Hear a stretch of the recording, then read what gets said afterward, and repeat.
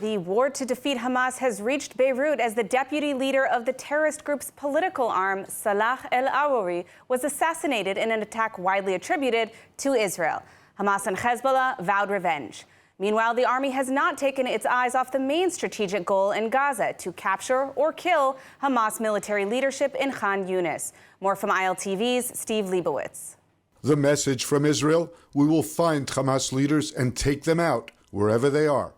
The message made a loud bang in the Beirut suburb of Dahia with the assassination of Hamas deputy chief Saleh Al-Arouri.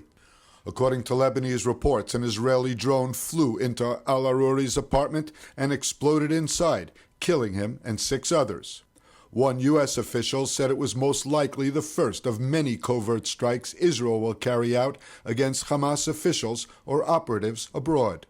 Israel has not officially commented on the strike, but 2 senior U.S. officials reportedly told the New York Times that Israel was responsible. I think it should be clear. Israel has in the past, of course, dealt with terrorists when they're in foreign countries. And the truth is, I think you'll find that my Prime Minister, my Defense Minister, my Chief of Staff have all said in the past that terrorist commanders involved in killing Israeli civilians, anyone involved in the October 7th massacre, is a legitimate target. In November, Prime Minister Netanyahu said he had instructed the Mossad to act against the heads of Hamas wherever they are, in the wake of the Hamas October 7th assault on southern Israel.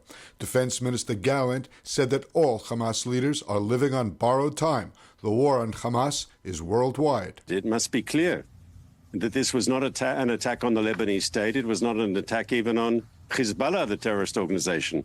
Whoever did this did a surgical strike against the Hamas leadership. Based in Lebanon, 57-year-old Al-Arouri was deputy head of the terror group's political bureau and considered the de facto leader of Hamas's military wing in Judea and Samaria.